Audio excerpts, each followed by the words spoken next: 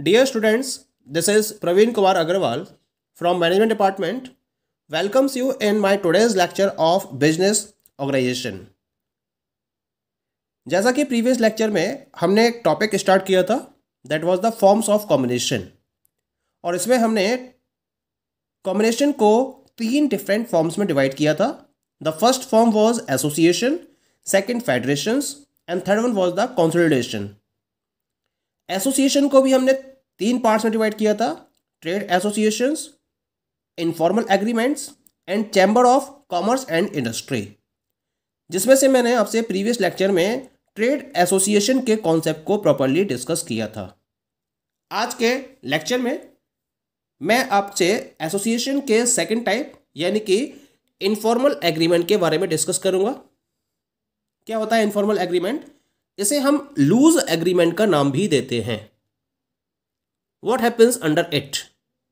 Under such type of agreement, members of business community may agree to follow certain trade practices without entering into any formal agreement.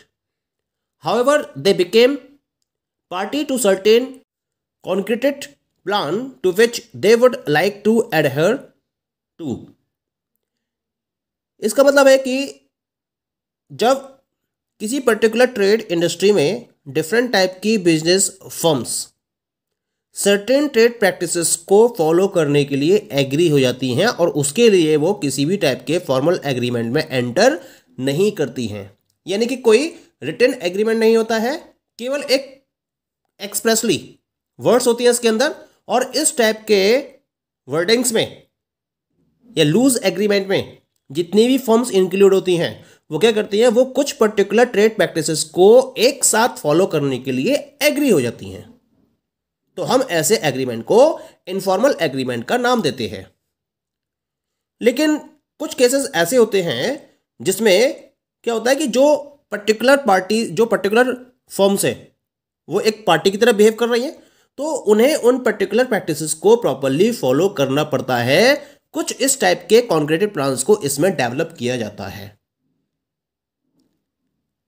Usually क्या होता है, such agreements are kept secret and are known as the gentleman's agreement.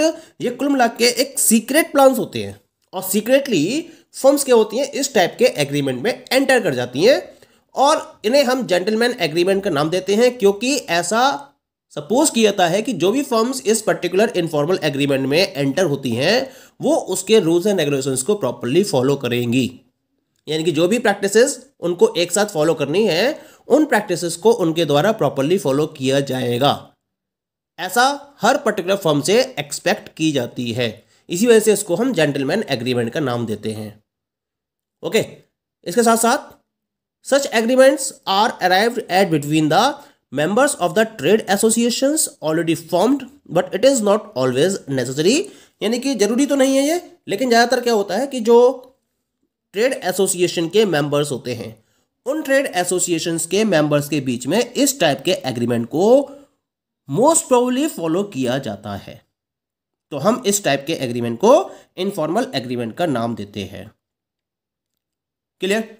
अब जो इस type के agreement होते हैं इसमें किसी पर्टिकुलर प्रोडक्ट के प्राइस को लेकर कॉमन एग्रीमेंट हो सकता है, या फिर सेल को लेकर एग्रीमेंट हो सकता है, या फिर जो आप सर्टेन सर्विसेज के लिए प्राइजेस को चार्ज कर रहे हो उसके रिगार्डिंग एग्रीमेंट को फॉलो किया जा सकता है. तो एग्रीमेंट के अकॉर्डिंग कोई भी ट्रेड प्रैक्टिस हो सकती है जो कॉमन वे में सबको एक साथ फॉलो करनी होती है. इसको लेकर इन सारी फर्म्स के बीच में एक जेंटलमैन एग्रीमेंट को फॉलो किया जाता है. क्लियर? तो this is about the informal agreement. अब हम बात करते हैं अबाउट द नेक्स्ट मेथड की, that is the third method known as the chamber of commerce and industry. क्या है ये? ये इनफॉर्मल एग्रीमेंट से बेटर प्रैक्टिस है, क्योंकि इसमें क्या होता है, जो इनफॉर्मल एग्रीमेंट है इसमें एग्रीमेंट को ब्रेक किए जाने के चांसेस ज़्यादा बने रहते हैं, क्योंकि केवल एक जेंटलमैन प्रॉमिस होती है इसके अंदर, और उस प्रॉमिस को कभी कभी क्या होता है कि फर्म्स बहुत जल्दी ब्रेक कर देती हैं और इसके लिए कोई पर्टिकुलर पनिशमेंट भी डिसाइडेड नहीं होता है. तो इससे एक बेटर ऑप्शन को फॉलो किया गया और इसका नाम दिया गया, that was the chamber of commerce. क्या होता है चैम्बर ऑफ कॉमर्स? एक इसकी प्रॉपर डेफिनेशन में इसकी डिस्कस कर लेते हैं. A chamber of commerce is an association of the businessmen for the protection of interest of its members in a particular locality और region and works for the benefits of the individual members. यानी कुल मिला के जो chamber of commerce है वो different type के businessman का एक एसोसिएशन है, और ये एसोसिएशन इस पर्टिकुलर पर्पज को लेकर फॉर्म की जाती है जिससे कि किसी पर्टिकुलर लोकेलिटी, रीजन या वर्क के रिलेशन में जो इसके मेंबर्स इसके साथ में अटैच्ड है उनके इंटरेस्ट को प्रॉपरली प्रोटेक्ट किया जा सके और उनके बेनिफिट को सबसे ऊपर रखा जा सके। यानी कि उन पर्टिकुलर मेंबर्स के बेनिफिट को ध्यान में रखते हुए ये फर्म्स क्या करती हैं, ये फर्म्स डिफरेंट वेज में वर्क करती हैं और इस तरह से वर्क करती हैं जिससे कि इनके इंटरेस्ट को प्रॉपरली प्रोटेक्ट किया जा सके और इन्हें मैक्सिमम बेनिफिट प्रोवाइड किया जा सके। तो हम इस पर्टिकुलर एसोसिएशन को चैम्बर ऑफ कॉमर्स के नाम से जानते हैं। क्लियर? ट्रेड एसोसिएशन की बात करें तो trade association confines its activities to a particular trade और industry of a particular locality और रीजन। उनका जो ऑपरेशन होता है ट्रेड एसोसिएशंस का वो एक पर्टिकुलर ट्रेड तक लिमिटेड होता है या फिर एक पर्टिकुलर इंडस्ट्री तक लिमिटेड होता है या फिर एक पर्टिकुलर लोकेलिटी या रीजन तक ही उनका ऑपरेशन लिमिटेड होता है। लेकिन जब हम चैम्बर ऑफ कॉमर्स की बात करते हैं तो ये एक पर्टिकुलर रीजन यानी कि ऑल ओवर रीजन को या कंट्री को या कंप्लीटली वर्ल्ड को कवर करती है और किसी एक इंडस्ट्री से रिलेटेड नहीं होती है। ये उस रीजन में या उस कंट्री में या उस वर्ल्ड में जितनी भी इंडस्ट्रीज होती हैं हर किसी को ये एक साथ लेकर चलती हैं। इसी वजह से हम इसे नाम देते हैं चैम्बर ऑफ कॉमर्स का। चैम्बर मीन्स जितनी भी इंडस्ट्रीज हैं उनका एक पर्टिकुलर चैम्बर यानी कि उनका एक कॉमन प्लेस जहां पर उनके इंटरेस्ट को प्रोटेक्ट करने के लिए डिफरेंट टाइप की एक्टिविटीज को फॉलो किया जाता है। तो हम इस कॉन्सेप्ट को चैम्बर ऑफ कॉमर्स का नाम देते हैं। पॉइंट क्लियर हो गया? Now we will talk about the functions of chamber of commerce and industry. Chamber of commerce और इंडस्ट्री को फॉर्म करने के पीछे क्या क्या फंक्शंस रहते हैं या फिर ये क्या क्या फंक्शंस परफॉर्म करते हैं। The very first function is the collection and dissemination of information for the benefit of members. इनका काम क्या होता है? क्योंकि ये बिल्कुल सेपरेटली वर्क करती हैं और ये डिफरेंट टाइप के रिसर्च वर्क में इन्वॉल्व रहती हैं और उस रिसर्च वर्क के बेसिस पर ये मार्केट से डिफरेंट टाइप की इंफॉर्मेशन को कलेक्ट करती हैं और उस इंफॉर्मेशन को इनके मेंबर्स के बीच में डिसेमिनेट करती हैं, यानी कि उनको ये इंफॉर्मेशन अवेलेबल कराती हैं जिससे कि ये अपने बिजनेस के रिगार्डिंग डिफरेंट टाइप की पॉलिसीज को फॉर्म कर सकते हैं। यानी कि एक इंडस्ट्री में अगर कोई पर्टिकुलर फर्म ऑपरेट कर रही है तो उस पर्टिकुलर फर्म के लिए डिफरेंट टाइप की पॉलिसीज फ्रेम करनी होती हैं और उसके लिए उसे डिफरेंट टाइप की इंफॉर्मेशन की रिक्वायरमेंट होती है। तो ऐसी बहुत सारी इंफॉर्मेशन इन पर्टिकुलर चैम्बर ऑफ कॉमर्स और इंडस्ट्री के द्वारा अवेलेबल कराई जाती हैं to the different firms. Clear? Second function क्या है इनका? Protecting the interest of the members against business policies affecting them and acting as their spokesman before the government. क्या होता है? गवर्नमेंट क्या करती है? डिफरेंट टाइप की पॉलिसीज को फ्रेम करती है रिगार्डिंग द इंडस्ट्रीज। कभी कभी क्या होता है, ये जो पॉलिसीज होती हैं गवर्नमेंट के द्वारा फ्रेम की हुई ये बिजनेस के इंटरेस्ट के अगेंस्ट में होती हैं। तो ये चैम्बर ऑफ कॉमर्स क्या करती है ना, ये एक तरीके से गवर्नमेंट के सामने इनके स्पोक्स पर्सन का काम करती हैं और गवर्नमेंट को ये इंफॉर्मेशन अवेलेबल कराती हैं कि भाई जो पॉलिसीज आप फॉर्म कर रहे हो ये इस पर्टिकुलर इंडस्ट्री के पॉइंट ऑफ व्यू से फिर सही नहीं है या फिर इसमें या इसको फॉलो करने की वजह से जो फर्म है या जो इंडस्ट्री है उसको बहुत ज़्यादा डैमेज हो सकता है। तो इस तरह से उसको इंप्लीमेंट करने से भी वो रोकती हैं गवर्नमेंट को। तो क्या कर रही है वो? एक तरीके से जो मेंबर्स हैं उनके इंटरेस्ट को प्रोटेक्ट करती हैं, ये भी इनका एक फंक्शन होता है। Third one is the offering suggestions to the government regarding certain legislations propose to be enacted in a way protecting the interest of their members.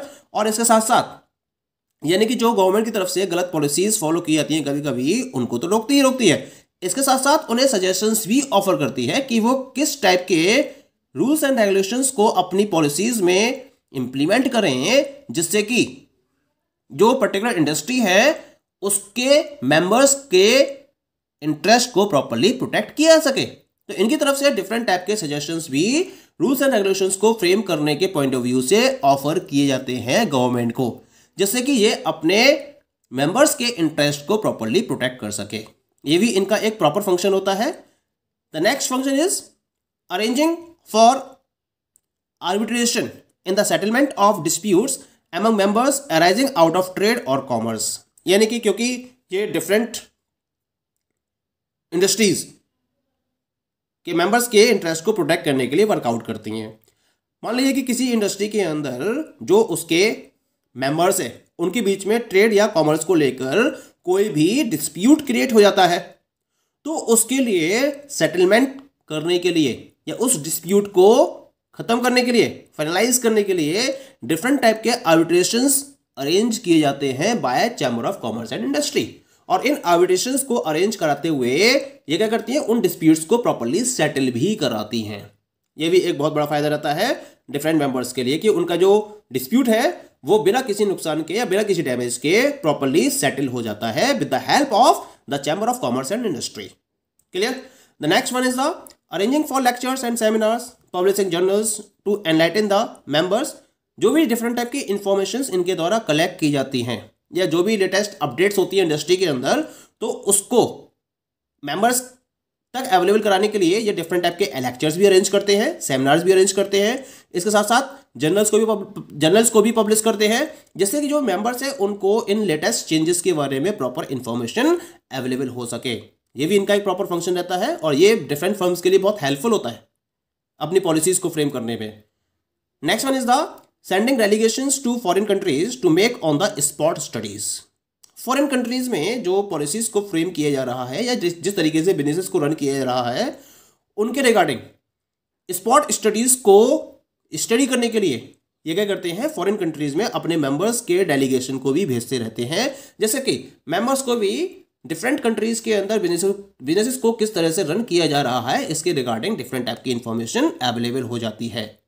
ये केवल और केवल इनके हेल्प से ही पॉसिबल हो पाता है कि जो मेंबर्स हैं उनको फॉरेन कंट्रीज के बिजनेसेस के रन करने के तरीके के बारे में इंफॉर्मेशन मिलती रहती है। Clear? Next one is arranging trade fair inside and outside the countries.